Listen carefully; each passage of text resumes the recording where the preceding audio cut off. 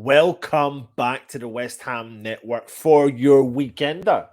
Yes, I am bringing to you some of the update of the West Ham news that's happened, and why not bring it to you in the morning of the first day of the weekend?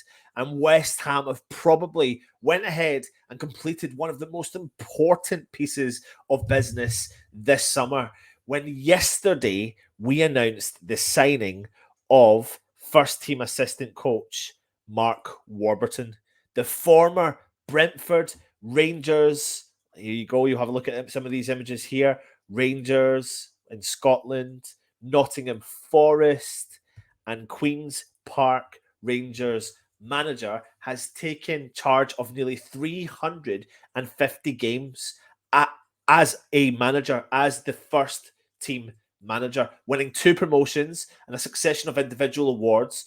And we all know he's going to add so much needed experience to the David Moyes backroom staff that's already got an abundance of experience in there. And I think this is a shrewd piece of business. This is a quality piece of business by West Ham. Went under the radar.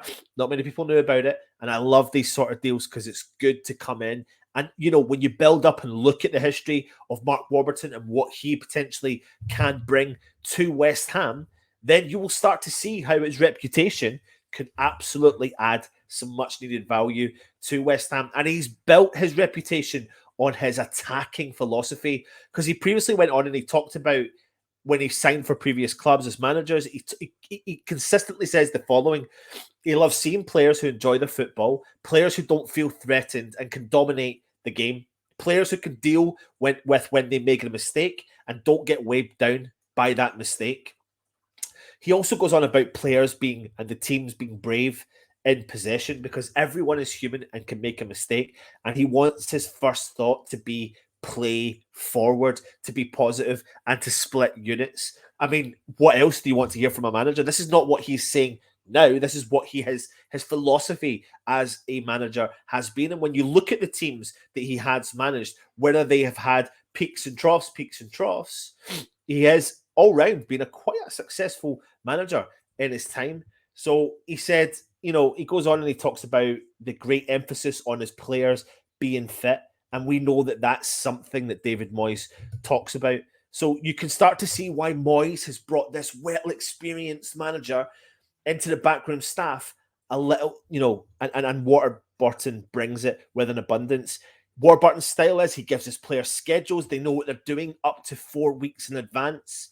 They'll know every session, what it is, how it's planned out, and what they're going to be geared and what kind of pattern of play and what the philosophy is of the training sessions as well.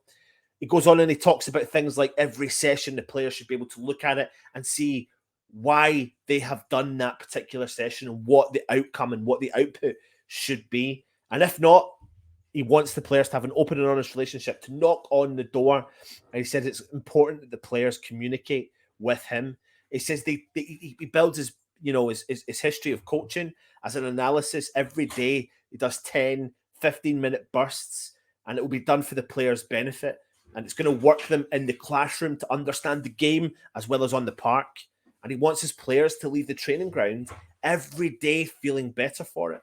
I mean, what else do you want to hear from someone else that's joining this backroom staff? It's a really good, honestly, it's a fantastic piece of business by West Ham to bring someone in with such high-level coaching ability as well. Now, he led Brentford to the EFL Championship playoffs, Rangers to the Scottish Premiership title, before most recently enjoying 3 productive seasons at QPR, and he gave them a top half championship finish last term.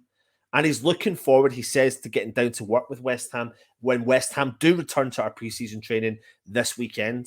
He went on and he said about West Ham, it's a huge privilege to be joining West Ham, to work as part of David Moyes' backroom staff. They've made incredible progression over recent seasons, continually making forward strides to move the club in a positive direction. And he's excited about coming in and adding his own experience and know-how to what is an incredibly strong coaching team. David Moyes went on and said, I'm really pleased to welcome Mark to West Ham. He's a really valuable addition to the backroom staff in the wake of Stuart Pearce leaving us in the last season. Mark is hugely experienced and has a fine track record, having managed a number of clubs over the course of his career.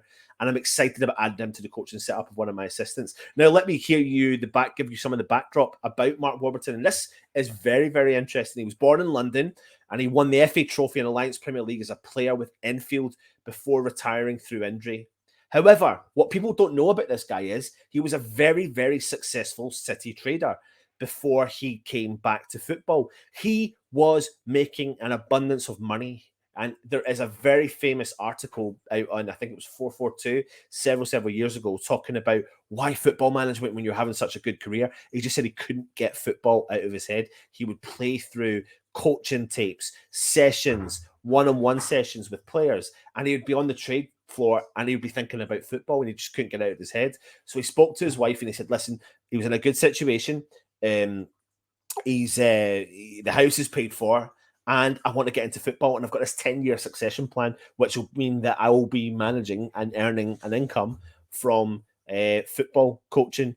And he went on and done it, and he got, as part of that, he paid his own way to travel through the whole of Europe to watch huge clubs perform and see what their training styles were. Done a lot of studying, so he brought that to the table, and that's when he got his first job in the Watford's Academy back in 2006. And then he worked with Brentford, like we said, from 2013 to 2015, and he became their first team coach and sporting director. And in 18 months in charge at Brentford, he won promotion from League One, 2 Manager of the Month awards, and led them to 5th in the Championship. So got the ball rolling with Brentford, moving forward where they are. And then the summer of 2015, he went to Rangers in Scotland, where he led them to the Scottish Championship title and a Scottish Challenge Cup. He won 3 Manager of the Month awards when he was there, named in the PFA Scotland Manager of the Year. And then he returned to England to manage Nottingham Forest just for the year of 2017 before taking over at QPR in 2019 in the May. And he created an exciting team, and it was an exciting team, which included the likes of Eberechi Eze, who we all know about, who West Ham were chasing for a while. But for me, this is a fantastic piece of business by David Moyes, and it really excites me, actually. And fingers crossed, we can obviously go ahead now and get some deals over the line to add to this backroom staff as well. So leave your comments in and let me know your thoughts on bringing in Mark Warburton in the first team coaches. Now, next up, I am going to be talking about a player for West Ham currently and about Manu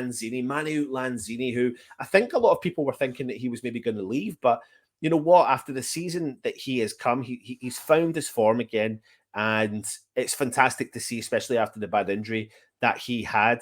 Now, his contract does expire at the end of next season in 2023, but it looks like West Ham are going to be looking at trying to keep him at the club, whether that means that they see him out his contract or they offer him a new contract. Either way, Lanzini, I think, will be at West Ham next season, and rightly so. He's given us a lot during his time when he came to West Ham. We've seen him going up in peaks and troughs, and usually when he, goes down in form, it's down to a bad injury, but he's remained injury-free, and he's played a pivotal part as to why West Ham have progressed over the last couple of seasons. So I can see why Moyes wants to keep him, because we're going to need strength and depth. We are going to be bringing more bodies in, but we need to have players in and around that club that add the value off the park as well as on the park, and Lanzini is one of those guys. The little gem for me is going to be staying at West Ham. What do you feel about the contract situation with him? Put your comments in the comment section below as well. Now, last but not least,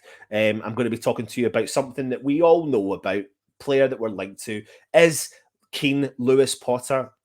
Going to be next on the radar for West Ham. Now, the Athletic's Rashane Thomas, friend of the channel, revealed that West Ham are yet to seriously pursue Keane Lewis Potter. However, we are definitely interested in the England under-21, who's shown in the Championship last season, and he has shown great strides in his progression when he ended the campaign with 12 league goals and 3 assists.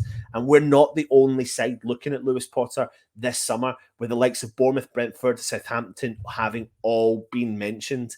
But West Ham are reportedly keen on a move for him. But the Hull City chairman has said that 3 Premier League clubs have already made offers for this player, and he says that they believe that West Ham potentially aren't one of those clubs. Now, links to Lewis Porter have appeared serious for a while, but West Ham, as we understand, are yet to pursue the player.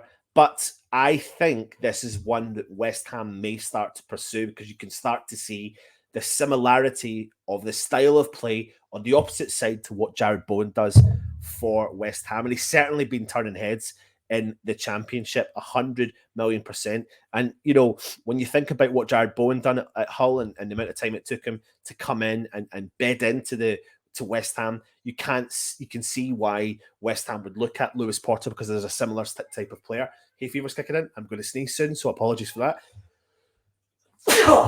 Bless me. But, you know, the Hull City youth system says he's got Lewis Keane Potter's got such a low centre of gravity, it puts his mind of a former player of the Premier League, and Eden Hazard. He's that style of player. But he's not as good as Hazard when Hazard was at his top form.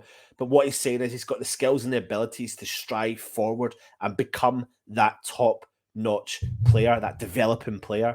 So Lewis Potter only made 49 appearances in the second tier for Hull City, scoring 8, with last season's Hull coming as... this is the previous season when Hull won the League One as well. Lewis Potter's not afraid of the physical stuff. He's got trickery on the ball.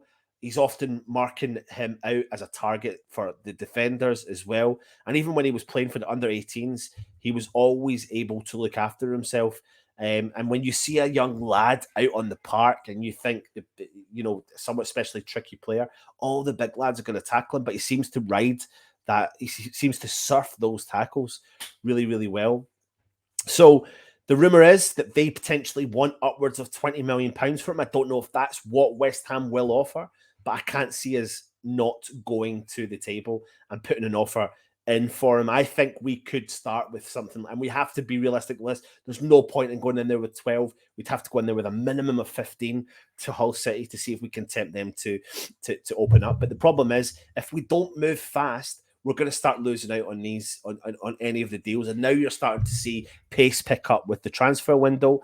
You can absolutely see that happening. And what you see week in and week out is players that we were linked to moving to other clubs as well. But I have no doubts in my mind that we will be bringing players in. Let's tie Lanzini down to a contract. Let's bring Lewis Potter in, and let's start getting those transfer targets over the line, because we start back our training this weekend, and then before we travel to Scotland on the St Andrews tour, which we will be coming to you live from next week. So please do keep an eye on the channel. Make sure you go and check out yesterday's West Ham Daily, Have Your Say with Russ as well. Then there was a great show with McAvenny and Psycho the night before, where we raised some much needed funds for the Iron Support and Food Banks. And if you are interested in getting involved and supporting them, then please donate to them. I'll put a link in the description as well. Thank you very much for joining us. I hope you all are staying safe and well. And if you are new around here, please go ahead and hit that subscribe button. If you hit that subscribe button, you'll get notified when our shows do go live, especially if you hit that notification bell there as well. I hope you've enjoyed the Weekender. Go and enjoy your weekend. Join us tomorrow for another little cheeky West Ham Network light, easy show to watch. Stay safe and come on, you Irons.